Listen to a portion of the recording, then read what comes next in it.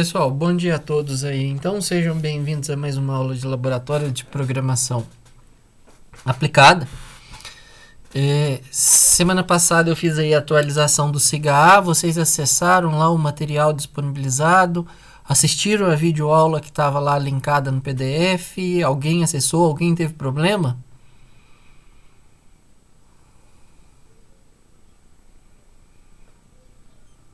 Bom, beleza. Então, já que ninguém manifestou aí nada, eu vou entender que ninguém teve problema aí.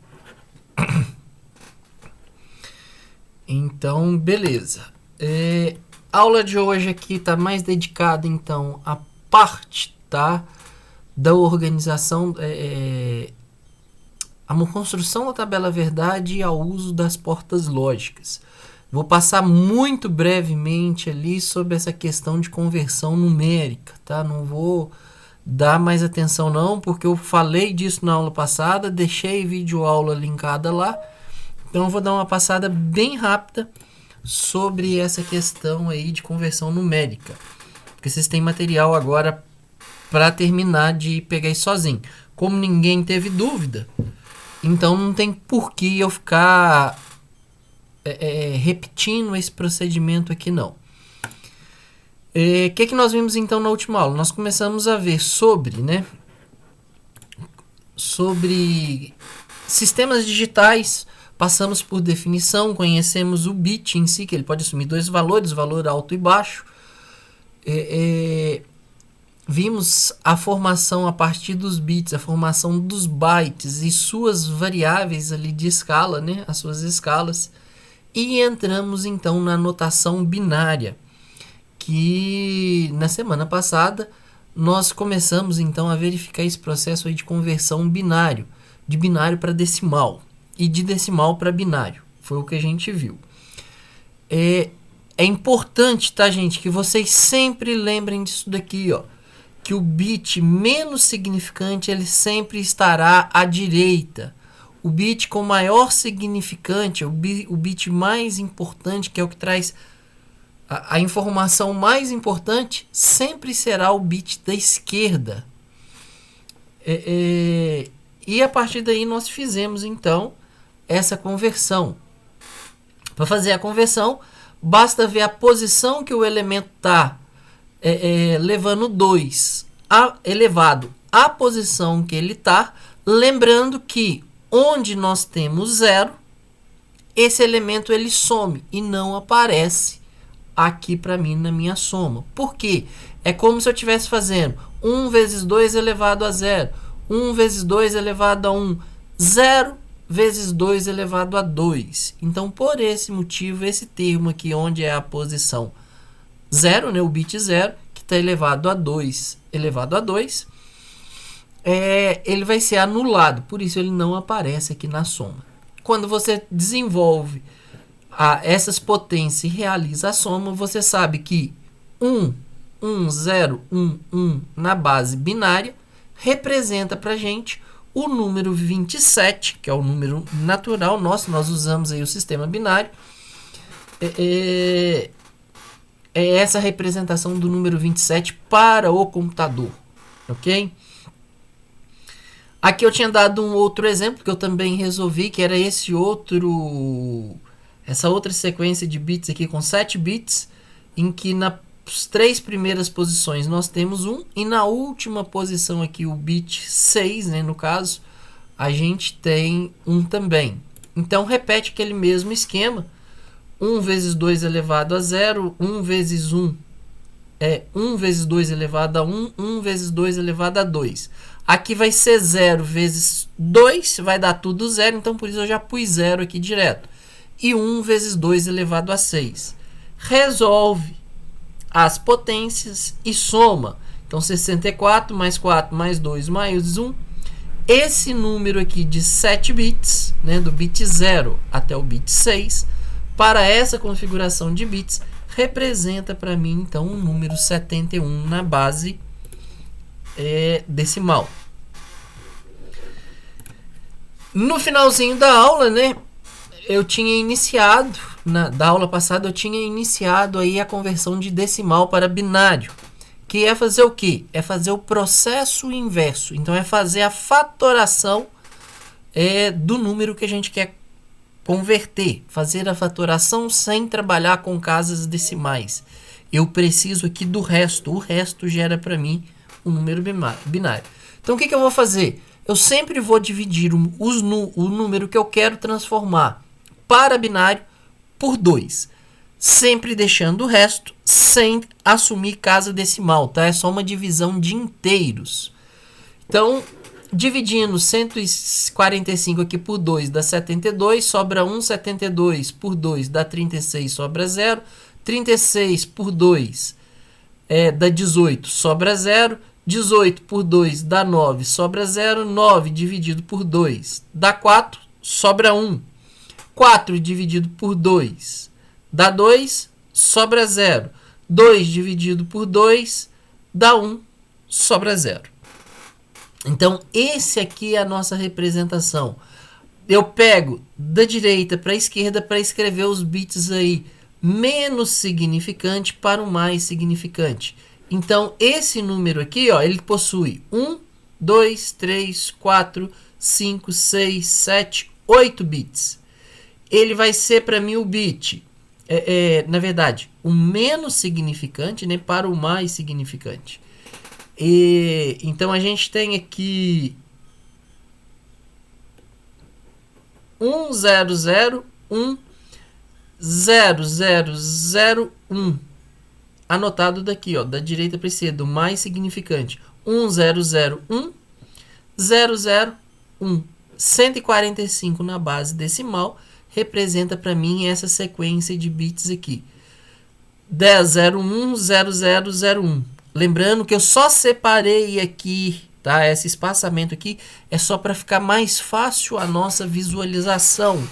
Então, é só para tornar mais fácil a leitura do número na base 2.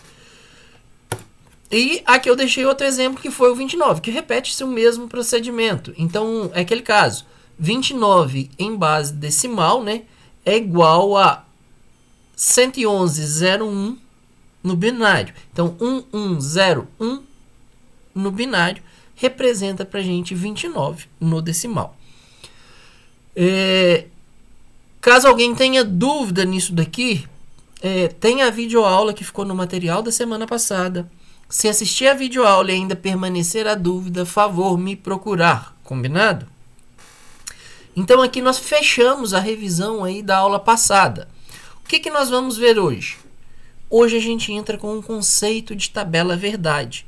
Aqui, com o conceito de tabela verdade e com os elementos que operam a tabela verdade, a gente começa a trabalhar lógica de programação. Então aqui agora eu já vou começar a pensar como um computador ao executar a atividade que a gente solicita que ele execute.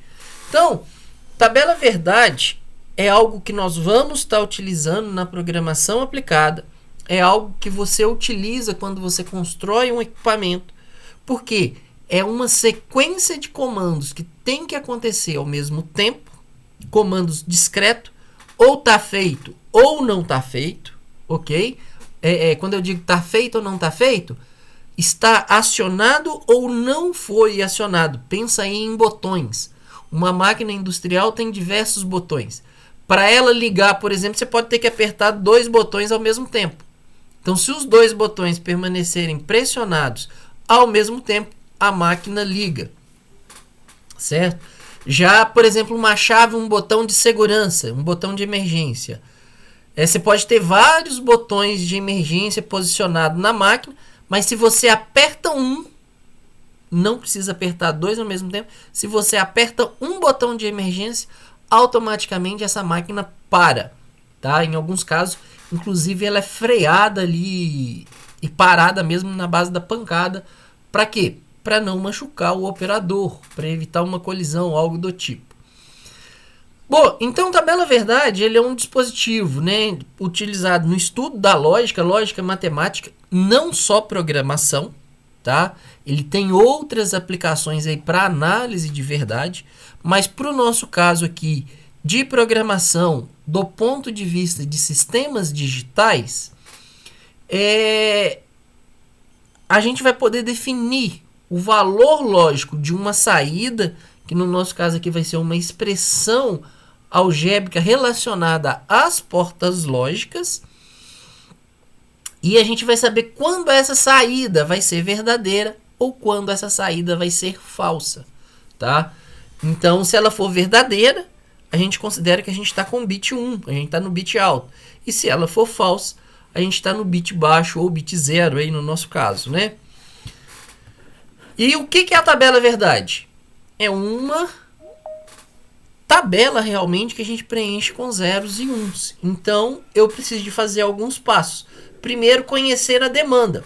Qual é o número de sinais de entradas que o meu circuito tem? O segundo passo é conhecer a lógica.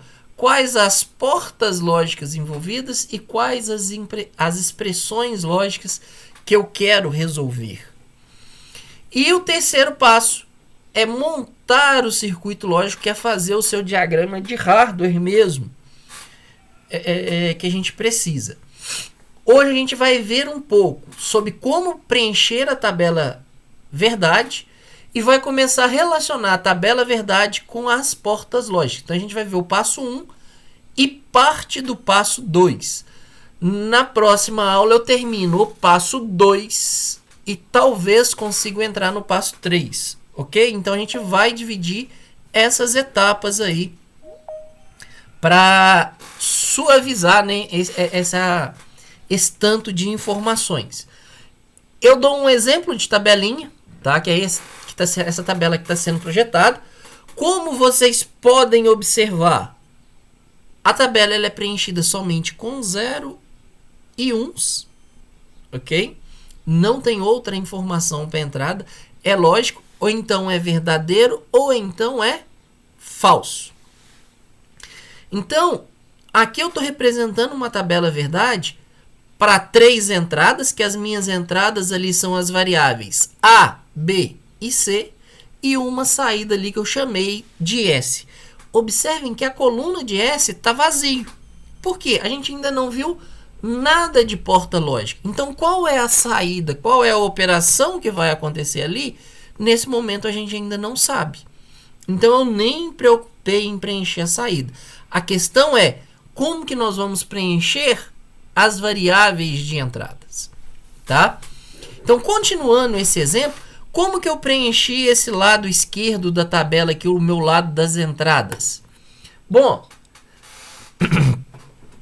primeira coisa, se a gente está no mundo digital, vocês sempre vão lembrar que a gente está trabalhando na base binária.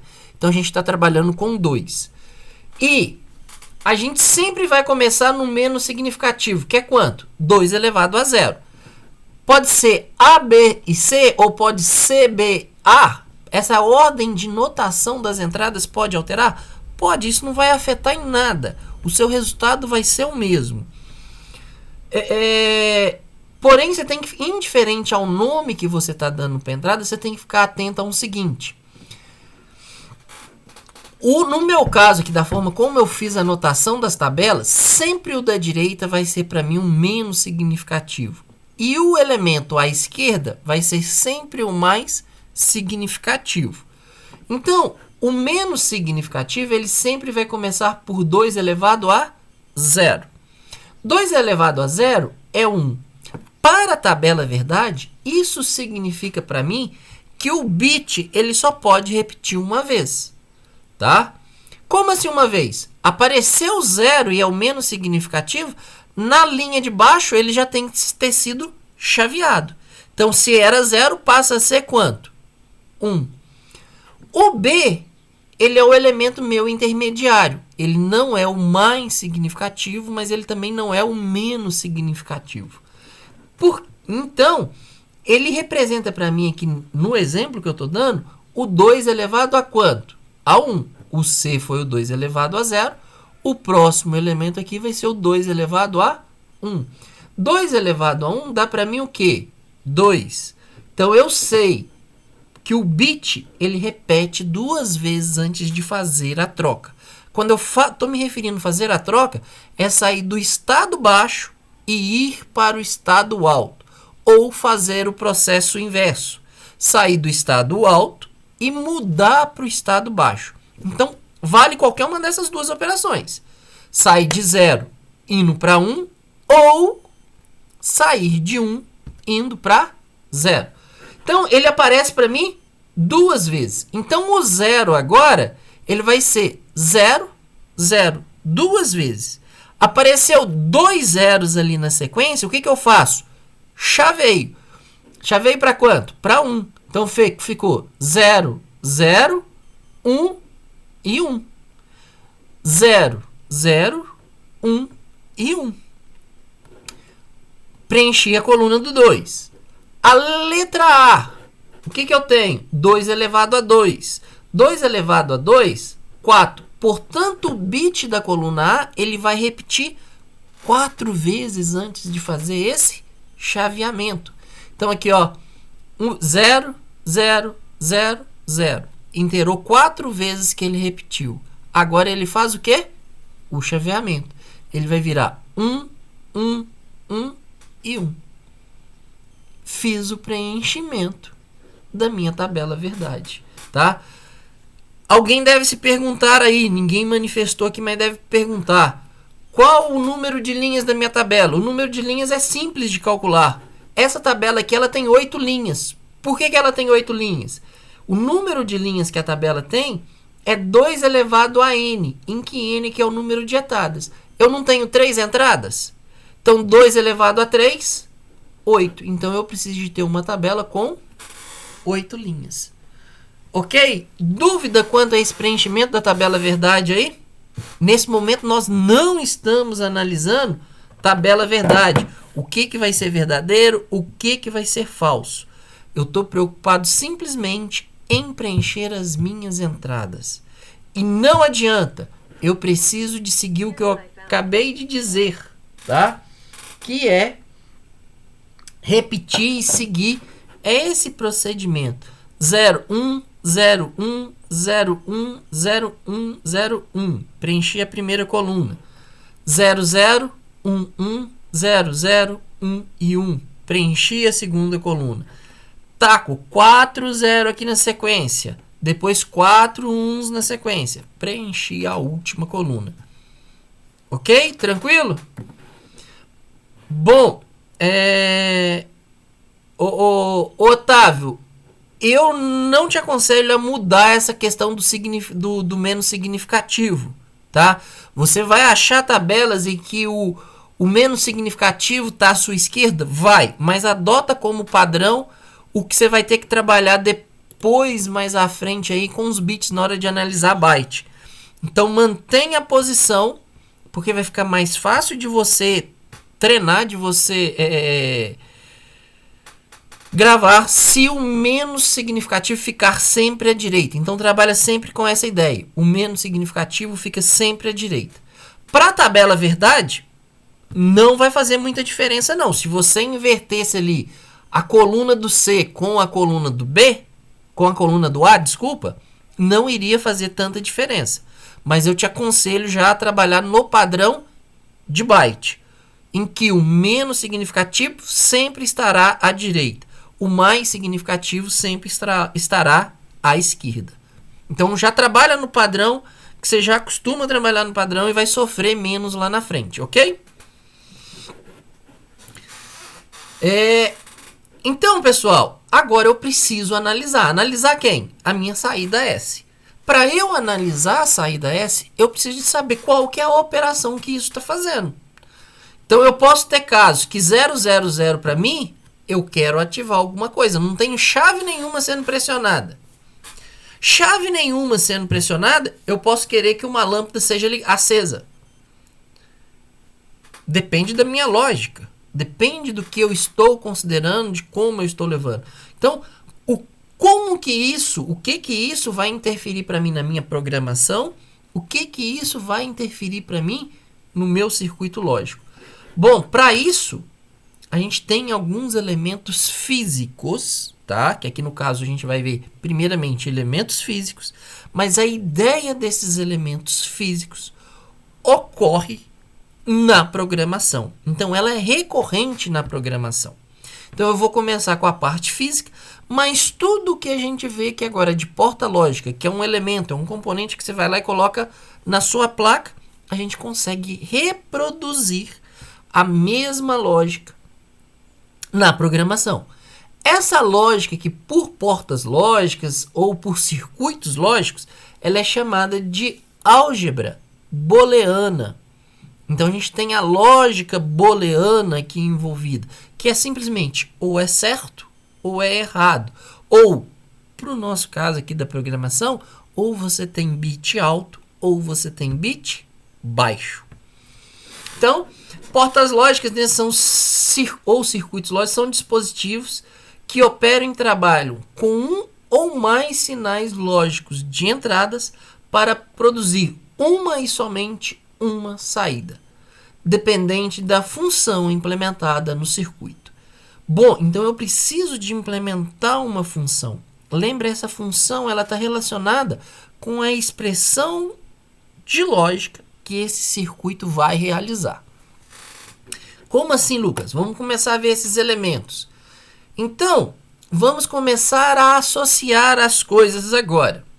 Então, a porta lógica AND é a primeira porta lógica que nós vamos estar estudando aqui no nosso curso. Ela é representada por esse símbolo aqui da figura 2, tá? Há outras representações? Sim, há outras representações para a porta lógica. Porém, essa aqui é a mais comum. Porque aí você tem por exemplo, você pega lá a Organização Mundial de Eletrônica, a Organização Internacional aí de Eletrônica, que está mais relacionada à Europa, ela faz uma representação para a porta lógica.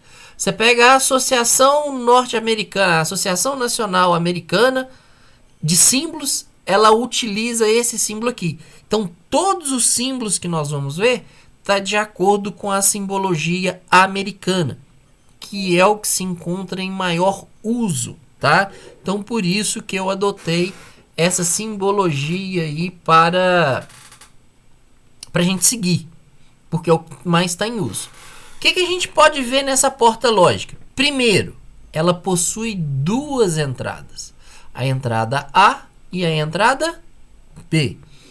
E vai possuir uma saída aqui que foi chamada de OUT. Qual é a operação que essa porta lógica faz?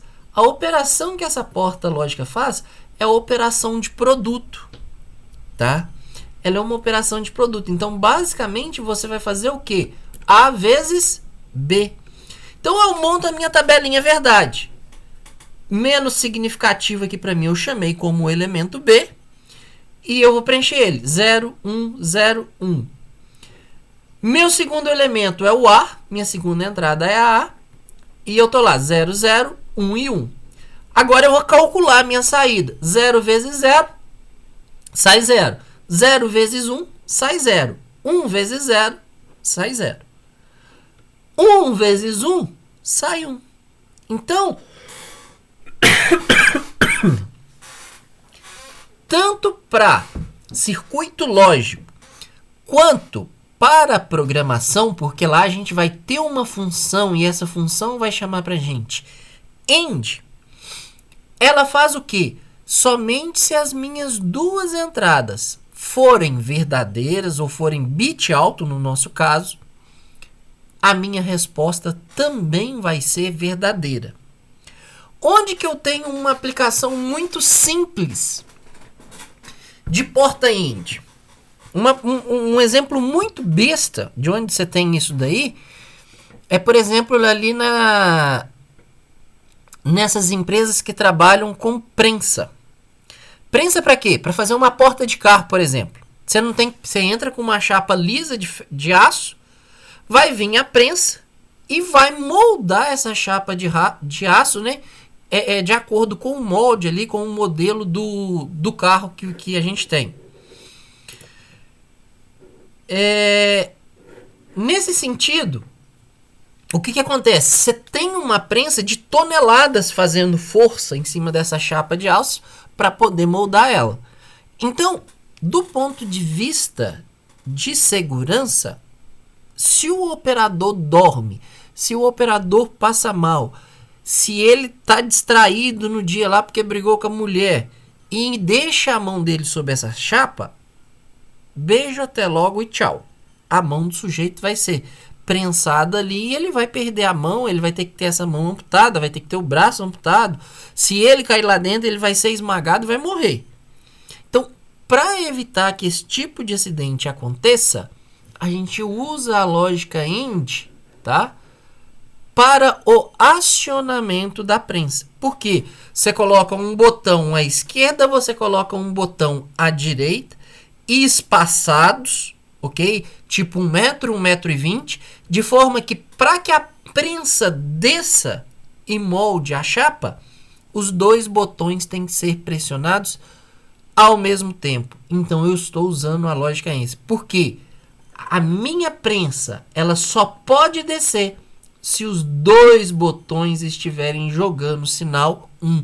Jogar sinal 1 para mim ali na prática significa que o operador está com as duas mãos sobre os botões, pressionando eles. Ou seja, não tem como ele ter esquecido a mão dentro da prensa, não tem como ele estar caído dentro da prensa. Ou seja, eu estou assegurando que meu operador não vá sofrer um acidente. Tá? Então esse é um exemplo muito simples de lógica AND que a gente utiliza aí na indústria, super fácil, né? Super tranquilo para a gente conseguir enxergar a importância dessa lógica. Da mesma forma, tá? Você pode ter uma porta AND, seja programada ou seja em hardware. Por exemplo, para monitoramento de uma bomba numa caixa d'água. Ok? Você pode ter um sensor para marcar que a caixa d'água está cheia. Você pode ter um sensor para falar, olha, você chegou num limite aqui que a sua caixa d'água está muito vazia. Então, a partir desse momento, você não pode tirar mais água. Então, você tem um limite mínimo de enchimento de volume de água e você tem um limite de volume máximo de água. Você pode utilizar, a partir dessas duas saídas de sensor, uma lógica AND para o seu processo. Ok? Então, você precisa de ter algo aí para estar acionando ela. Ok? Tem as mais diversas aplicações para poder aplicar a lógica AND a partir desses dois sensores. Sofia, a operação de saída sempre vai ser A vezes B? Não necessariamente, porque aqui eu coloquei uma porta AND com apenas 2 entradas, mas você pode ter porta AND com N entradas.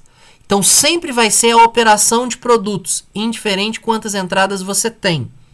Não interessa os elementos, interessa que a operação é de produto, então vai ser um vezes o outro. Tá? Então você pode ter A vezes B vezes C, A vezes B vezes C vezes D, e por aí vai, indiferente o número de entradas que sua porta AND tem. Ok, Sofia?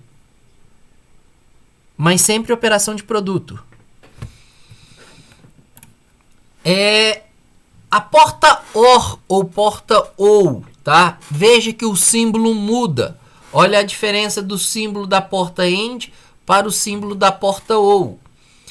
De novo, eu tenho 2 entradas A e B e a minha saída OUT. Só que agora a minha operação deixa de ser produto e passa a ser o quê? Soma. A minha tabela de verdade do ponto de vista de entrada é a mesma, porém a minha saída ela é completamente diferente. Porque agora, como eu tenho soma, eu vou fazer 0 mais 0 dá 0. 0 mais 1 dá 1. 1 mais 0 dá 1. 1 e 1 dá 1, tá? Não dá 2. 1 e 1 dá 1. Por quê? Qualquer nível lógico alto que vem desse lado vai passar e vai continuar resultando para mim como nível lógico alto. Então, nesse caso aí, eu tenho 3 saídas verdadeiras e uma saída falsa na porta OU. Lembrando que 1 mais 1, para o caso de porta lógica, para o caso da porta OU, equivale a 1. É para passar como verdade. Veja que essa resposta da OU, ela é exatamente, em termos de número de resposta, o contrário da porta AND, que a porta AND eu tenho 3 falsos e uma verdadeira. Na porta OR eu tenho 3 verdadeiras e uma falsa. Basicamente isso daqui é como se você tivesse... Pensa nessas casas aí com inteligência artificial. Você pode ter numa sala 2 pontos de luz. 2 acionamentos, 2 interruptores por pulso. Então qualquer um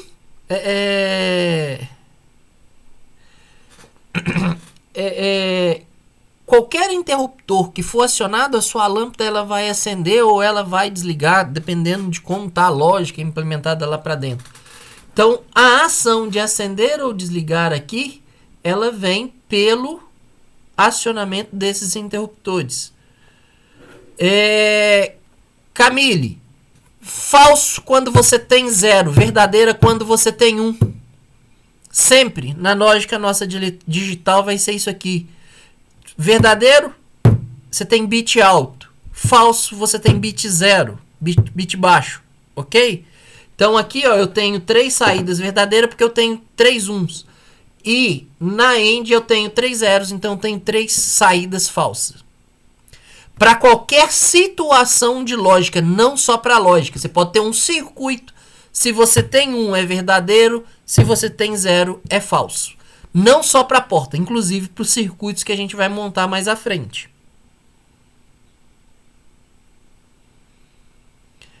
A função A vezes B, Humberto, ela é só para a porta AND. A gente vai associar a porta AND com porta OR, com outras pórtulas e por aí vai. Certo? Então, aquela função A e B é só para aquele caso específico ali de porta AND. Bom, deixa eu continuar aqui, senão não dá tempo. Porta OR, porta NOT ou porta inversora, tá? O que ela faz? A porta NOT, ela inverte, tá? O próprio nome já diz. Então, ela faz uma inversão do sinal. E o que simboliza a porta NOT, a porta inversora? É essa bolinha aqui na saída do símbolo. Então, se você tem uma porta e associada a essa porta ela tem um símbolo, significa que o sinal que entra aqui, ele será invertido. Se entra 0, sai 1. Se entra 1, ele sai 0. É justamente o que eu tenho de operação. O que é a minha saída? Se está chegando 0, vai sair 1. Eu inverti o sinal. Se está chegando 1, vai sair para mim o quê? 0. Eu inverti novamente o sinal. Ok? Então, a porta NOT, veja, não é igual, mas é semelhante. Ela faz o papel de multiplicar por -1, tá? Se você faz a multiplicação por -1 em 1, é o que ela está fazendo aqui para a gente na matemática. Só que ela altera o valor. No nosso caso aqui, o trocar de sinal é ir de 0 para 1 ou de 1 para 0. Mais ou menos o que acontece ao multiplicar ali pelo -1. Tá? Fiquem atentos com a notação da porta inversora. Como você sabe que um sinal está sendo invertido? O sinal invertido, ele tem essa barra sobre o símbolo da entrada, sobre o símbolo do sinal. Então, um A barrado, que é o que a gente fala, significa que o meu sinal A está sendo invertido. Então, ele está passando por uma porta inversora. Ele está sendo invertido. O sinal de entrada é A, mas logo de cara, assim que ele entra no circuito, ele passa por uma inversão. Então, eu fico tendo o A barrado. Ok? A tabela verdade é bem simples. Só tenho uma variável de entrada. Então, eu só tenho uma saída, que a minha saída é o A barrado. E se chega a 0, sai 1. Se chega a 1, sai 0. Muito simples. Tranquilo? Agora que a gente já começa a ver outras operações de lógica. A primeira operação de lógica que a gente tem aqui é a exclusive OR, ou XOR, que é essa que está aparecendo aí pra gente agora. Veja que a exclusive OR, ela é o símbolo da porta OU, né? A OU exclusive OU, ela é o símbolo da porta OU com essa barra aqui na entrada, ó, com essa curva na entrada aí do símbolo. Então tem duas entradas A e B. A operação é essa aqui, ó. A saída vai ser dado por A mais o A, um mais dentro da bolinha, B, em que a operação mais dentro da bolinha significa o que para mim? Sinais de entrada em níveis lógicos diferentes resulta em bit alto na saída. E sinais lógicos de entrada iguais resulta em bit baixo para mim.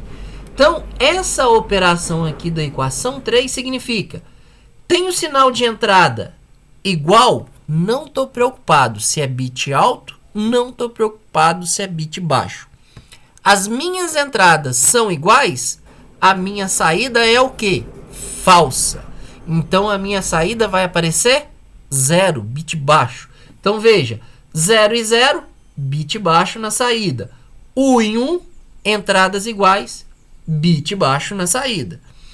Os meus sinais agora ficaram diferentes. Não interessa se quem que é verdadeiro, quem que é falso. É diferente? É. Então, a minha saída vai ser o quê? Verdadeira. 1 e 1. Então, eu tenho 0 e 1, ou eu tenho 1 e 0. A minha saída é verdadeira. Eu tenho bit alto na saída. Então, essa é a exclusive OR, ou exclusive OU, né? Em português aí, traduzindo. E aqui agora a associação desses efeitos.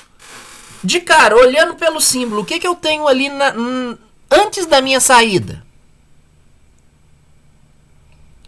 Eu tenho ali o símbolo de quê? Da porta NOT, não é? Não apareceu para mim a bolinha da porta NOT, da porta inversora? Então, o que eu estou fazendo na exclusive NOR? Tá? Eu estou usando a porta exclusive OR, que foi a que a gente acabou de ver, porém, o meu resultado ele é invertido antes de sair dessa porta lógica. O que significa para mim, então, agora? A operação que a gente representa aí, né, é o produto dentro da bolinha, só que ele vai inverter para mim a lógica lá da exclusive OR.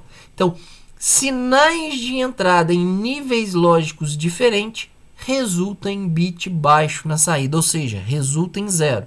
Sinais lógicos iguais, sinais de entrada lógicos iguais, resulta em bit alto. Então, olha, 0 e 0 é igual. Então, para mim é verdadeiro, para exclusive NOR. 1 e 1 é igual. Então, para mim aqui também vai ser verdadeiro. Eu tenho bit alto. Já 0 e 1 e 1 e 0, os meus bits de entrada são diferentes. Se fosse a exclusive OR, aqui para mim seria 1 e 1. Só que eu estou invertendo antes dos meus sinal lógico sair. Então, vai passar a ser 0 e 0. Então, se você olha a exclusive NOR e a exclusive OR, o que muda aqui é a posição do 1, justamente por conta da entrada da porta inversora na exclusive NOR. Ok? Bom, essas são as portas lógicas que eu separei para a gente ver hoje. Ainda tem mais duas, só que as outras duas portas lógicas vai no exercício que vocês têm que me entregar semana que vem. Ok? Semana que vem, se eu não me engano, tá marcado aí, eu acho que é pro dia 25, tem um exercício para ser entregue de laboratório de programação aplicado. Esse exercício eu vou soltar ele essa semana, de novo, aqui no Microsoft Teams, ok? E vocês têm, se eu não me engano, até o dia 25 para fazer a conclusão e entrega desse exercício aí valendo os 10 pontos aqui em programação aplicada. Deixo, tá? Esse material, gente, ele tá completo. Então, vocês vão pegar esses materiais que eu deixei aqui, que estão nos links, ele tem aqueles 3 passos. Eles têm o primeiro passo, que é conhecer a demanda, ele tem o segundo passo, que é conhecer a lógica, mas ele tem implementado lá as operações e expressões lógicas, que são as expressões que a gente tem ali de sinal, e ele monta o circuito lógico dos componentes das portas lógicas aí. Então ele monta seu circuito lógico em si. Quem começar a estudar pelo material que eu estou deixando aqui, ou qualquer outro material que vocês encontrarem aí, se estudar por essa semana, lógico que vocês vão chegar em coisas que eu não passei ainda, tá? Porque o material está completo. Então estudem até onde a minha aula foi, ou se quiser adianta o conteúdo da aula, não tem problema. É algo bem tranquilo aí para vocês conseguirem estudar sozinhos. Bom, acho que eu dei todas as informações. Estou aberto agora a dúvidas. Alguém tem dúvida? Ficou alguma coisa que teve algum tópico aí que não ficou claro? Ô, professor, eu só queria perguntar se todas as portas lógicas que você apresentou hoje, elas têm aplicações totalmente diferentes, podem ser totalmente diferentes ou são semelhantes, aplicações semelhantes? Ô Ian, as portas elas têm operações diferentes. Você pode construir o mesmo circuito lógico utilizando qualquer uma dessas portas. Então você pode utilizar só porta AND, ou você pode utilizar só porta ou você pode utilizar a combinação das duas, você tem uma série de combinações que você pode associar para fazer o mesmo circuito eletrônico. O que vai diferenciar um circuito eletrônico do outro? A sua eficiência de circuito, a sua otimização. Então, dependendo da sua abordagem, você pode gastar 10 elementos ali discretos para fazer a lógica, ou você pode gastar 2. Então, você vai executar a mesma lógica usando 2 portas lógicas, ou você vai fazer a mesma ação usando 10 portas lógicas. Então, você tem uma liberdade de associação aí muito grande. Vai depender de como você usa ela para resolver, como você monta o seu problema de lógica. Então, são coisas distintas, mas que você pode fazer diferentes associações e chegar no mesmo resultado. Eu consegui responder sua dúvida aí? Era isso mesmo? Conseguiu, era isso mesmo. Obrigado. De nada. Pessoal, se eu não me engano, essa semana tem exercício de introdução à robótica para ser entregue, correto? Só lembrando vocês aí. Se eu não me engano, vence aí no final da semana, ou sábado, não sei. Direitinho. Dia 18, justamente. Então, ficar atento para não perder o prazo, combinado? Alguma outra dúvida sobre a aula de hoje? Pessoal, então, obrigado a todos. Qualquer dúvida, qualquer problema lá no SIGA que vocês não estejam conseguindo, entre em contato comigo, tá bom? Para eu poder atualizar o sistema ou esclarecer dúvidas. Estou à disposição. Um abraço a todos aí, boa semana. Na quinta-feira nos encontramos novamente em laboratório de robótica. Ok? De introdução à robótica. Um abraço, boa semana. Qualquer dúvida, estou à disposição.